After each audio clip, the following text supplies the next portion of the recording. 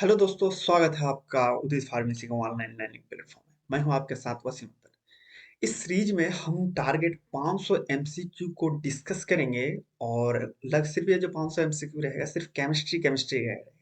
Chemistry में हम 500 MCQ discuss करेंगे जिनमें से आपको फाइनल एग्जाम में या तो फिर के लिए जो आपका एंट्रेंस एग्जाम में आने के जो इंपॉर्टेंस क्वेश्चंस है उनको डिस्कस करेंगे और देखेंगे और जानेंगे भी कि किस तरह का एमसीक्यू आता है। तो हमारे साथ बने रहिए। तो हम स्टार्ट करते हैं जो लेक्चर वन आज स्टार्ट करेंगे। इसी तरह लेक्चर आपका कंटिन्यू आते रहेगा, मतलब टारगेट 500 मिनिमम आपका जो फाइनल होते होते मतलब आपका फाइनल एंट्रेंस एग्जाम आते आते हम लोग क्या करेंगे, हमारे लेक्चर में सिर्फ केमिस्ट्री में सिर्फ 500 एमसीक्यू को डिस्कस करेंगे, जो कि आपको जब एंट्रेंस देने के लिए आप बैठेंगे और लेक्चर को देखेंगे तो आपके माइंड में जरूर आएगा, अच्छा वहाँ ये वाला क्वेश्चन हमने जरूर पढ़ा था। तो चलिए सबसे पहले स्टार्ट करते हैं कि देखिए कुछ इंपॉर्टेंट एमसीक्यू जो आपके एंट्रेंस एग्जाम के लिए जरूरत है। सबसे पहले अगर परमाणु का मॉडल का आविष्कार किसने किया था। देखिए जैसे अगर मान लीजिए एग्जाम्पल पे कहते हैं कि इस क्वेश्चन से है, इस वाले जो हमने डिस्कस करेंगे इस वाले लेक्चर में, जो एटम्स मॉलिक्यूल्स और न्यूक्लियस का कैसे आपका डिस्कवर हुआ उसी से रिलेटेड क्वेश्चन है इस वाले लेक्चर में। जैसे एग्जांपल पे मान लीजिए अगर कोई भी एटम है या मॉलिक्यूल है, डायरेक्ट तो आपका डिस्कवर नहीं हो गया। एग्जांपल पे कह लीजिए, हम एग्जांपल से समझते हैं फिर उस चीज को हम समझें। देखिए सबसे पहले अगर मान लीजिए आप बात करें, हम बात करने के लिए पहले क्या करते हैं, लेटर लिखा करते हैं, letter letter in the sense of, तब फिर 2 दिन 3 दिन के बाद रिप्लाई आता था। फिर उसी तरह क्या हुआ कि आहिस्ते से डेवलप होते, एसटीडी फोन आप यूज करते थे। एसटीडी में क्या होता है, सिर्फ आप हेलो कर सकते, मैसेज में डिफिकल्टी होती थी। फिर आपका छोटा वाला फोन आया, छोटा वाला फोन आया तो क्या करा, उसमें हम मैसेज भी कर सकते थे, बात भी कर सकते हैं। फिर आहिस्ते आहिस्ते आज के जमाने में जिस ऐप से आप देख रहे हैं, क्या हुआ कि फोन आ गया, आप वीडियो कॉलिंग भी कर सकते हैं, चैट भी कर सकते हैं एज यूज। उसी तरह आहिस्ते आहिस्ते जो सबसे पहले एटम का मॉलिक्यूल का जो आविष्कार किया, यानी कि आविष्कार को मतलब कह लीजिए पहले से प्रेजेंट था, लेकिन उन्होंने थ्योरी दिया और देखा कि किस तरह से परमाणु की संख्या या तो फिर परमाणु की रचना किस तरह से करा, उससे क्या बेनिफिट होता है हमें, कि अगर मान लीजिए किसी का स्ट्रक्चर या हम शकल सूरत पता है, चीजों के बारे में पता है, तो उसके बारे में अगर लिखने के लिए क्या है, हम इजिली पहचान सकते हैं किस तरह का। किसी के पास मान लीजिए गाड़ी है, बंगला, था हम समझ जाएंगे वो अमीर है, कोई अगर भिखारी है, भीख मांग रहा था, हम समझ जाएंगे गरीब है। इसी तरह हम इलेक्ट्रॉन और प्रोटॉन को, number of electron number of proton को देख के हम बता सकते हैं कि ये किस तरह का, किस कैटेगरी का ये आपका एटम है। सबसे पहले अगर मॉडल की बात करें, जो परमाणु मॉडल का आविष्कार कौन किया था, तो आपका आंसर होगा रदरफोर्ड ने किया था। जो इन्होंने परमाणु मॉडल दिया था कि किस तरह से ये काम करती है, कौन कौन सा मॉडल है। जैसे कि एग्जांपल पे इन्होंने ये चीज कहा था कि ये जो इलेक्ट्रॉन है एक कक्ष में घूमती है, मतलब एक रास्ते में घूमती है जो सही डायरेक्शन में होता है, इनके बारे में इन्होंने बताया था। नेक्स्ट अगर देखें, रदरफोर्ड जो आपका परमाणु मॉडल के अनुसार, परमाणु में केंद्रिक भाग क्या होता है, केंद्रिक भाग क्या होता है, मतलब कि कह सकते हैं कि केंद्रिक भाग में क्या होता है। जैसे कि एग्जाम्पल पे कह लीजिए, केंद्रस में अगर मान लीजिए न्यूक्लियस में क्या क्या होता है, इसका क्वेश्चन का दूसरा पूछ सकते हैं कि आपका जो एटम है, एटम के न्यूक्लियस में क्या होता है। तो न्यूक्लियस में इसका अगर सही जवाब की बात करें तो हम प्रोटॉन और न्यूट्रॉन होता है। किसके हिसाब से, रदरफोर्ड मॉडल के हिसाब से। इन्होंने ये भी कहा था कि प्रोटॉन और न्यूट्रॉन का जो नंबर ऑफ मोल्स होते हैं, वो नंबर ऑफ क्वांटिटी कह सकते हैं कि दोनों का सेम होता है, जिससे जो एटम हमेशा जो है आपका न्यूट्रल में रहता है। नेक्स्ट क्वेश्चन की ओर बढ़ते हैं। रदरफोर्ड परमाणु मॉडल में इलेक्ट्रॉन का पाथ क्या होता है, इलेक्ट्रॉन का पाथ को मतलब क्या होता है। इसका अगर हम बात करें रदरफोर्ड मैटर में, तो इन्होंने पूरा डिटेल में दिया था कि किस तरह से काम करता है, कौन कौन से पाथ्स होते हैं। इनके हिसाब से अगर कहें तो आवश्यकता अनुसार यह कहा जा सकता है। और नेक्स्ट अगर देखें तो परमाणु नाभिक में प्रोटॉन जो पृथक्करण किसने किया था, पृथक्करण मतलब किसने किया था। तो इसका अगर अगर देखेंगे तो इन्होंने भी पृथक्करण भी किसने करा था, आपका रदरफोर्ड ने ही करा था। इन्होंने कि प्रोटॉन पृथक्करण के बारे में, कि इन्होंने ही बताया था कि इस तरह से हम पृथक्करण मतलब कह सकते हैं कि सेपरेशन।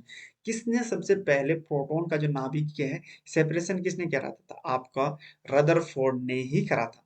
देखिए इन्होंने कितना सारा ये करा है, इनसे ही क्वेश्चन आ जाता है। इस तरह से आपको कंफ्यूजन नहीं होना चाहिए। आपको मान लीजिए सेम क्वेश्चन पूछ रहे रदरफोर्ड दे दे, तो आप तुक्का नहीं लगाएंगे कि चलो डाल्टन लगा देते हैं, नील्स बोहर लगाते हैं या चार्ल्स विल्सन लगाते हैं। जो राइट आंसर है वही चीज आपको लगाना है।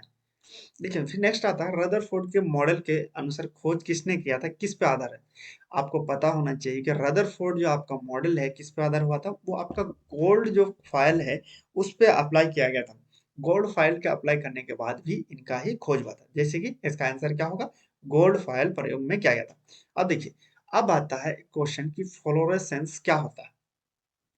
फ्लोरोसेंस होता क्या है, देखिए fluorescence in the sense of, मान लीजिए आपने देखा होगा किसी चीज में हम लाइट जब छोड़ते हैं और उस लाइट को ऑब्जर्व करके खुद से एक लाइट ऑब्जर्व करें। जैसे इसका उल्टा अगर देखें, मतलब कि कहिए एक एग्जांपल से हम समझते जल्दी आप समझेंगे। बचपन में आपने देखा होगा कि 10 रुपए या 25 रुपए वाला टॉर्च आता था ना, वो घड़ी आती थी, हम लोग पहनते थे और ऐसे टॉर्च मार देते थे, वो देर तक जब डाल देते तब तक नहीं जलती थी, लेकिन हम जब रोशनी को हटा लेते थे वो क्या है, जलती रहती थी। उसी तरह फॉस्फोरेंस क्या होता है कि जब हम किसी चीज में या ऐसा वस्तु में हम क्या करेंगे, लाइट अगर हम डालते हैं, लाइट अगर मान लीजिए हमने छोड़ दिया, तो वहां पे क्या होता है कि रोशनी उसमें उत्पन्न होने लगती है। लेकिन फॉस्फोरेंस में ये चीज होता है कि जब तक हम इसे प्रकाश देते हैं तब तक ही ये जलती है, जैसे प्रकाश बनकर ये बंद हो जाता है। इसी तरह अगर मान लीजिए फ्लोरेसेंस में हम क्या होता है कि जब तक हमें प्रकाश देते हैं तब तक ही जलता है, जैसे बंद कर लिया अंधेरा हो जाता है। एग्जाम्पल पे हमने कर लीजिए कि एग्जाम्पल बेस का अगर समझने के लिए कि घर में जैसे अगर स्विच दबाते हैं तो लाइट बन जाती है, जैसे स्विच दबाते हैं तो लाइट आना स्टार्ट हो जाता है। इसका अगर आंसर देखें तो प्रकाश की विकिरण पे ये डिपेंड करता है। अब नेक्स्ट देखते हैं कि फ्लोरेसेंस के दौरान कौन कौन से प्रकाश की विकिरण होती है, कौन कौन से होते हैं। इसका अगर देखें, मान लीजिए प्रकाशन या तो फिर कह लीजिए फ्लोरेसेंस, जब हम लाइट छोड़ते हैं तो इसमें कौन-कौन से प्रकाशीय विकिरण होती है। इनका अगर एनर्जी बारे तो सभी होता है। देखिए विकिरण गर्भ भी होता है आपका, ये स्वतंत्र विकिरण भी होता है। इसमें अगर आंसर की बात करें तो ये आपका सभी उपरोक्त होगा। नेक्स्ट देखते हैं, फ्लोरोसेंस का कारण क्या होता है? फ्लोरेसेंस जो होता है, मतलब मान लीजिए आप लाइट देते हैं तो अलग वहाँ पे ऑब्जर्व होने के बाद वो जलने क्यों लगता है? इसका अगर कारण देखें तो इसमें ऑप्शन देके रखा है। विकिरण के कारण, विकिरण मतलब कि आपका जो लाइट है डिस्ट्रीब्यूशन हो के कारण होता है, ये अणु के अंतरण में परिमाण स्वरूप के कारण होता है, या तो फिर समानता के कारण होता है, या तो फिर तत्व के कारण के बीच के संबंध के। इसका अगर सही आंसर की बात करें तो अणुओं के जो है परिणाम स्वरूप, मतलब अंतर हो जाता है, जो अणुओं के अंतर में परिणाम स्वरूप है वो अंतर हो जाता है, इसलिए आपका फास्फोरेंस होता है। फास्फोरेंस का मतलब मैंने आपको बताया कि किसी टॉर्च को अगर छोड़ते हैं तो जब तक उस वस्तु में टकराता है तब तक जलता है, जब तक उसमें हम लाइट छोड़ते हैं फिर बंद करते हैं तो बंद हो जाता है। अब नेक्स्ट देखते हैं फास्फोरेंस के लिए किस प्रकार की प्रकृति की जरूरत पड़ती है। अगर किस प्रकार की, यहाँ पे देखिए समांतर तो नहीं हो सकता, मान लीजिए पैरेलल में अगर रख दीजिए, मान लीजिए यहाँ पे रख दिए यहाँ पे रख दिए, नहीं, उसमें गुजरना चाहिए, सक्रिय भी नहीं होगा। आपका अगर आंसर की बात करें इसमें तो औषधि आंसर जाना चाहिए, ये मतलब प्रकाश चाहिए तभी इसमें प्रकाश की जरूरी है। देखिए अब आता है गामा किरणें। गामा किरणें का उत्पन्न का कारण क्या होता है? गामा किरणें का उत्पन्न के कारण क्या होता है? जैसे कि अगर मान लीजिए गामा की बात करें, अल्फा बीटा गामा जब हमारे रेडिएशन से आए, इस वाले क्वेश्चन से क्या है कि रेडियो एक्टिविटी एलिमेंट, जैसे कि रेडियो एक्टिविटी एक्टिविटी से ये क्वेश्चन है, इन द सेंस ऑफ जैसे कि आप लोग घर में रेडियो यूज करते हो, रेडियो यूज करते हो, टीवी यूज करते हो, फोन यूज करते हो, कभी सोचा है बिना तार का कैसे कम्युनिकेशन कर पाते हो, या कैसे आता है, क्या चीज है, क्यों होता है? देखिए आपने देखा होगा बचपन में जब आप लोग टीवी यूज करते थे, हमें छत पे जाके बार बार थोड़ा सा एंटीना अगर हिल जाता था तो हमें उसे सही करना पड़ता था। उसी तरह रेडियो में भी देखा होंगे, उसमें अगर एंटीना निकालते थे तो सही चलता था, एंटीना को अगर बंद कर देते तो क्या हो जाता था, आपका रेडियो चलना बंद हो जाता था। उसी तरह ठीक क्या करती है, रेडियो एक्टिव एलिमेंट एक तरह का एलिमेंट है जिसमें कंटिन्यू जो है एक तरह का रेडिएशन या तो फिर एक तरह का लाइट छोड़ता रहता है। जैसे एग्जांपल को छोड़िए, एग्जांपल लेते हैं कैसे काम करता है। जैसे घर पे आपका बल्ब लगा, घर पे बल्ब लगा हुआ तो क्या होता है कि जैसे हम स्विच दबाते हैं तो जहां तक उसकी बल्ब जलता है, तो अगर रूम में कमरे में रखा हुआ तो किसी भी कोने में आप इजीली पढ़ सकते हो। उसी तरह अगर किसी गली में हैलोजन लगा दे बड़ा, तो पूरे गली में किसी में भी इजीली से आप देख सकते हो, और किसी गली में मतलब पूरे गली में आप पूरा पढ़ सकते हो। सेम उसी तरह हम अगर रेडियो एक्टिविटी ऐसा एलिमेंट होता है जो हमेशा वो रेडिएशन उसमें ना निकलते रहता है। जैसे आप लोगों मोमिन ने देखा कि ये हमारे रेडार पे है, इस पे है, उस पे है। वो क्या करता है, एक एलिमेंट है, जो इस तरह का जो एलिमेंट होता है हमेशा रेज़ निकलते रहती है, मतलब कि रोशनी निकलती रहती है जो हमें दिखता नहीं है। उसके कारण ही हमें टावर पकड़ता है। जैसे आप टीवी देखते हैं, रेडियो देखते हैं, रेडियो का नाम जो है रेडिएशन की वजह से ही आपका रह गया। देखिए अगर पिछले देखे होंगे 20 साल पहले तो इतना कैंसर नहीं था, लेकिन आज के ज़माने में कैंसर हो गया। क्योंकि पिछले ज़माने में आपका 5G नहीं था, 4G नहीं था। 5G 4G का आप समझ सकते हैं कि आप रूम पे भी रहते हैं तो इजीली से अच्छे से टावर पकड़ लेता है। लेकिन उसी चीज़ को अगर मान लीजिए आवर टावर पकड़ लेता है, लेकिन आप सोचिए कि इतना अंदर रहने के बाद, रूम में रहने के बाद ईंटा, ब्रिक्स जो आप लोग लगाते हैं या तो फिर काठ का घर रहता है, या किसी भी सामान्य सी बात करें घर में अगर अच्छे से बनाए तो घर का क्या होता है कि घर की आवाज़ बाहर तक नहीं जाती, बाहर की आवाज़ अंदर तक नहीं आती। लेकिन उस कंडीशन में भी आपका इजीली से नेटवर्क पकड़ता है। इसका मतलब इतना पावरफुल रेडिएशन यूज़ किया जाता है, जो आपके आस-पास टावर होते हैं, ताकि वो आपके मोबाइल तक सिग्नल अच्छे से पकड़ सकें। इसका अगर हम बात करें तो इसमें जो गामा जो है, किरणें के बिना ही कम होते हैं, इसमें कोई किरणें की कन नहीं होती। देखिए, इसी तरह अगर आपको मान लीजिए डिटेल में पढ़ना है, डी फार्मा जो एग्ज़िट एग्ज़ाम जो 2024 में देना चाहते हैं, वो आप उदित फार्मेसी के ऐप पे जाकर खरीद सकते हैं। पहले हम बात कर लेते हैं क्या-क्या मिलेगा। अगर आप खरीदते हैं तो आपको रिकॉर्डेड वीडियो लेक्चर मिलेगा, ई-पीडीएफ नोट्स मिलेंगे जिससे आपको बहुत ईज़िली हो जाएगा। चैप्टर वाइज़ आपका टेस्ट होगा, फिर आपको प्रीवियस जो मॉडल पेपर है, उसका भी टेस्ट होगा, आपको प्रैक्टिस कराया जाएगा और साथ में जो प्रीवियस पेपर है, उसको आपको डिस्कस किया जाएगा। फिर प्रॉपर मैनेजमेंट टाइम किस तरह से मैनेजमेंट करना है। जैसे फिजिक्स, केमिस्ट्री, बायो पढ़ते हैं, तो मैथ भी होता है, तो उसको कैसे मैनेज करना है, किस तरह से पढ़ना है, तो वो भी आपको इस ऐप में जाके आप खरीद सकते हैं और वहाँ से पढ़ सकते हैं। अब क्वेश्चन आता है कैसे हम डाउनलोड करें? सबसे पहले प्ले स्टोर पे जाएँगे और उदित फार्मेसी सर्च मारें। दूसरा स्टेप में क्या करेंगे, आपके अपना नाम और ईमेल आईडी डालें। तीसरे में आप अपना कोर्स में स्टोर में जाके आपको उदित फार्मेसी के एंट्रेंस एग्जाम यहाँ पे मिल जाएगा। वहाँ पे आप जाके क्या करेंगे, खरीद लेंगे कोर्स। कोई भी दिक्कत होता तो आप इस नंबर पे फ़ोन कर सकते हैं, वो आपको 24 घंटा कह सकते हैं कि आपको हेल्प मिलेगी। ये जो टाइम दिया होगा, इस टाइम पे करेंगे तो आपको हेल्प मिल जाएगा। अब स्टार्ट करते हैं, फिर नेक्स्ट आएगा हमारे क्वेश्चन। रेडियोएक्टिव पदार्थ में सक्रियता क्या है? इसका आंसर अगर देखें, तत्व की प्रति इकाई समय की उत्तेजित ऊर्जा की मात्रा है।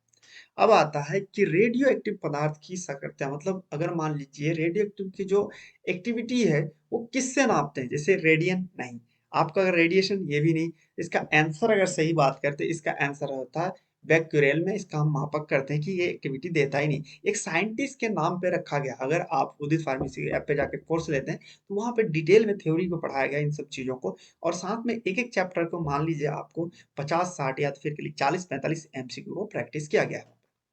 अब देखिए, रेडिएक्टिव पदार्थ जो साइक्लिक का मापा है किससे नापते हैं, हम इसकी बात करें तो गेमा रेडिएशन के जरिए हम नापते हैं। नेक्स्ट देखिए, जो रेडियो एक्टिव तत्व की आधी जीवनी का मतलब क्या होता है। आधी जीवनी का मतलब कि कह सकते हैं आधी होना। क्या ये समय से पहले पूरी मात्रा में गिर जाती है, या तो फिर समय या जितना तत्व है गतिविधि दोगुनी हो जाती है, या तो फिर समय जिसमें तत्व की गतिविधि शून्य हो जाती है। नहीं, इसका अगर आंसर देखें, सही समय या समय जिसमें तत्व की आधी मात्रा गिर जाती है। हाफ लाइफ का मतलब सिंपल सी बात है, आपका अगर एज 50 साल है, 25 का हो गया तो आधी ज़िंदगी गई, समझ लो। अब अगर आप लोग अगर 17-18 साल के हो या 16-17 का हो, तो सबसे पहले देखो वो चीज़ों को कोशिश करो कि एक बार में ही निकल जाए, क्योंकि जीवन आपका बहुत शॉर्ट टाइम है, चीज़ों को बहुत कम टाइम पे आपको ज़्यादा से ज़्यादा चीज़ चाहिए। अब आता है एक क्वेश्चन, अगर देखें कि समांतरिक, समभारी और समन्यूटिक तत्व के बीच में क्या अंतर है? अंतर अगर बात करें तो हम इसमें, तो इसका अंतर का आंसर है प्रोटॉन और न्यूट्रॉन की संख्या अलग होती है। अब आता है नाभिकीय विखंडन। नाभिकीय विखंडन में जैसे प्रोटीन का विखंडन, नाभिकीय विखंडन का मतलब कह लीजिए जो न्यूक्लियस का विखंडन है वो क्या होता है? इसका आंसर की बात करें तो न्यूक्लियर जो विखंडन या अणु में एक नाभिक के 2 हिस्सा हो जाए, सिंपल सी बात है। नाभिक के विखंडन का मतलब न्यूक्लियस का टूटना। तो यहाँ पे आपका आंसर क्या हो जाएगा, आपको नाभिकीय का 2 हिस्सा में टूटना। यहाँ पे देखिए, एक प्रोटॉन का विभाजन प्रक्रिया नहीं, आपका न्यूट्रॉन के साथ एक प्रोटॉन को मिलकर प्रक्रिया नहीं, एक इलेक्ट्रॉन का विभाजन प्रक्रिया नहीं, तो आपका आंसर, सही आंसर क्या होगा, नाभिकीय का टूटना। अब नेक्स्ट देखिए, नाभिकीय संलयन किस तरह से तत्व का होता है। तो आपका आंसर अगर बात करें तो इसमें सार, साक 1, साक 2 होता है। अब नेक्स्ट देखते हैं, नाभिकीय जो संलयन की प्रक्रिया उत्पत्ति होने वाले तत्व में क्या कहा जाता है। नाभिकीय संलयन की प्रक्रिया में उत्पत्ति या उत्पन्न होने वाले तत्व को क्या कहा जाता है। इसका आंसर अगर बताया जाए तो ये नाभिक को कहते हैं।